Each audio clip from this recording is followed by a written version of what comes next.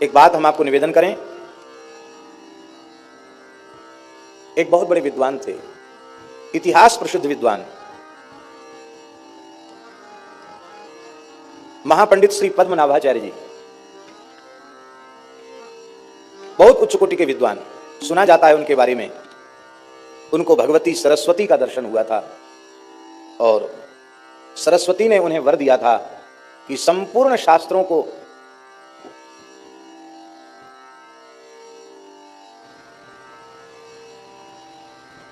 तुम आद्योपांत समझ सकोगे, जान सकोगे। शास्त्रार्थ में तुम्हारा कोई प्रतिद्वंदी धरती पर नहीं होगा। और 100 गाड़ी में ग्रंथ लद के चलते थे, आज से 700 साल पुरानी बात है। कितने साल पुरानी बात? 100 गाड़ियों में ग्रंथ लद के चलते थे उनके। जिस पंडित को शास्त्रार्थ में हरा देते थे उसके ग्रंथ छीन लेते थे। वे महापंडित पद्मनाभ काशी पहुंचे। काशी के विद्वानों में हड़कंप मच गया।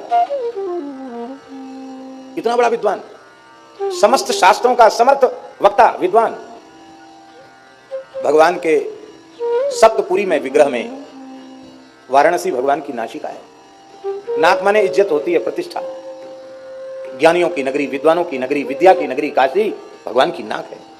काशी के विद्वान घबराए, हम लोग एक एक विषय के पंडित हैं, वे समस्त शास्त्रों का पंडित है, सरस्वती का वर इससे प्राप्त है, कहीं ऐसा ना हो कि हम लोग हार जाएं तो काशी की नाक कट जाए। तो विद्वानों ने काशी विश्वनाथ जी की उपासना की। विश्वनाथ जी के मंदिर से आवाज आई कि काशी की प्रतिष्ठा बचाने का एकमात्र उपाय है, संत कबीरदास जी के साथ इसका शास्त्रार्थ करा दो। पंडित कहने लगे कि कबीरदास जी की तो योग्यता का प्रमाण पत्र है, मसी कागज छुओ नहीं, कलम गही नहीं हाथ है? कागज कलम दवात से, स्याही से कभी उनका काम ही नहीं पड़ा।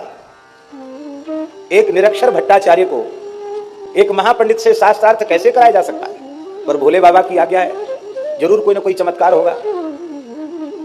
पंडितों ने जाकर कबीरदास जी से कहा, महाराज काशी की प्रतिष्ठा बचानी, आपको शास्त्रार्थ करना। कबीरदास जी हंसने लगे, बोले हम जानते नहीं शास्त्रार्थ क्या होता, हम क्या करेंगे शास्त्रार्थ? हम तो इतना जानते हैं, पोथी पढ़ी पढ़ी जग मुआ, पंडित भया न कोई, ढाई आखर प्रेम का, पढ़े सो पंडित होए।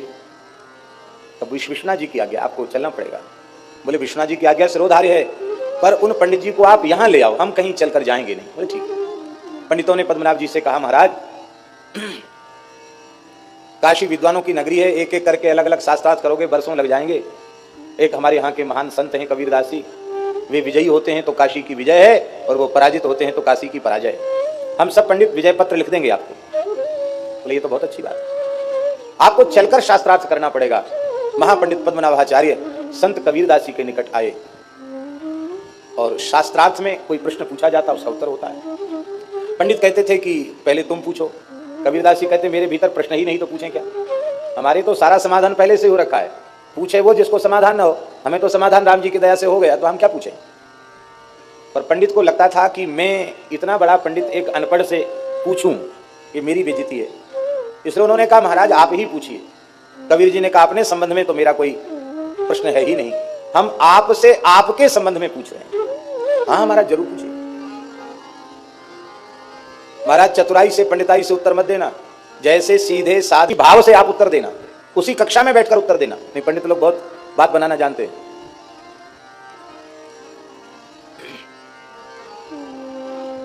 हाँ महाराज पूछिए। श्री कबीरदास जी ने पूछा, पढ़ी समुझे या समुझी पढ़े, अहो कहो द्विज राय, सुन कबीर की बेन को, पंडित गयो चकरा। तत्वज्ञानी संत कबीर की वाणी विचित्र। उन्होंने कहा पंडित जी हमें ज्यादा नहीं पूछना आपसे आपके बारे में, आपने पढ़ के समझा कि समझ के पढ़ा? क्या कहा? आपने पढ़ के समझा कि समझ के पढ़ा? आखिर तो महान शास्त्रों के मर्मज्ञ विद्वान थे, इतना गूढ़ प्रश्न मेरे बारे में कर रहे हैं।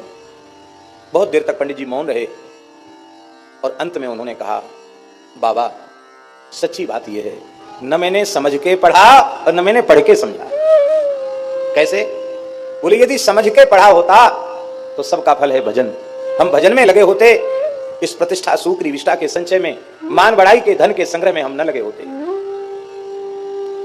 क्योंकि संपूर्ण शास्त्रों के ज्ञान का फल है भगवत साक्षात्कार, भगवान में प्रेम। ना हमें प्रेम हुआ, ना भगवान की अनुभूति हुई। पढ़ लिख करके भी हम जिसे समझना चाहिए उसे नहीं समझ पाए। समझना किसको है? भगवान वेद कह रहे हैं यस्मिन् विज्ञाते सर्वविधम विज्ञातम भवति।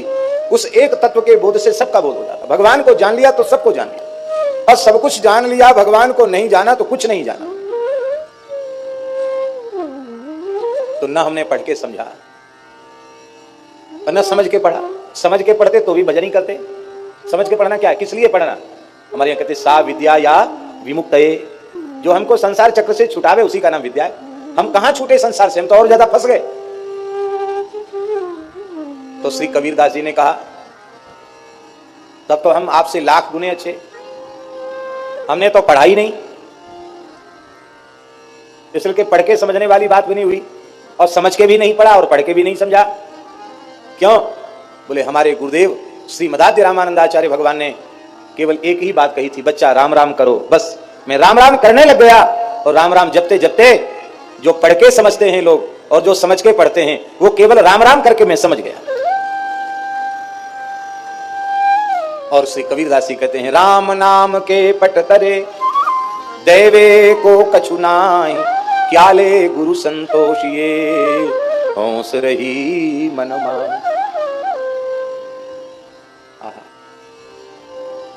इतने बड़े महापंडित के अहंकार को कबीर जी ने चूर कर दिया, पर अभी भी समर्पण नहीं हुआ। हमारा समर्पण जल्दी होता नहीं। आगे उत्साह तो उनका ठंडा पड़ गया कि आगे कुछ नहीं बोलना, चुप हो गए, उठ के चले गए। लेकिन अभी उनका समर्पण नहीं हुआ था, अहम शून्य वे नहीं हो पाए थे। विश्वनाथ जी ने विचार किया, इतना बड़ा विद्वान यदि इसका भी उद्धार न हो तो शास्त्रों की महिमा क्या है, संत की महिमा क्या है। कबीरदास जी जैसे संत से मिलने के बाद इसका कल्याण होना चाहिए। कल्याण कैसे हो? तो ऐसा कोई दृश्य उपस्थित हो कि इसको वैराग्य हो जाए। तो महापंडित पद्मनाभ सायंकालीन संध्या वंदन कर रहे थे, एक पीपल के नीचे बैठ के संध्या कर रहे थे, काशी की बात है। तो उनको एक दृश्य भगवान विश्वनाथ जी ने दिखा दिया। उनको दिखाई पड़ा कि पीपल की सब डालियों पर कोई ना कोई भूत प्रेत बैठे हैं, एक डाली खाली है। एक भूत आया, उस पर बैठ गया। तो जो पहले बैठे थे ना शाखाओं पर भूत, वो सब झगड़ने लगे। बोले तू यहाँ कैसे बैठा, इस पर मत बैठ। बोले सब डालियां भरी हैं, यही खाली है इसलिए इस पर बैठ गया। बोले खाली तो है पर ये रिजर्व है, पहले से आरक्षित है। ये किसके लिए? बोले महापंडित पद्मनाभ मर के प्रेत बन के इसी पे रहेगा, उसके लिए आरक्षित है। इतना बड़ा पंडित सब छोड़ के राम राम करने लग गया, और राम राम करते करते पद्मनाभ जी सिद्ध हो गए।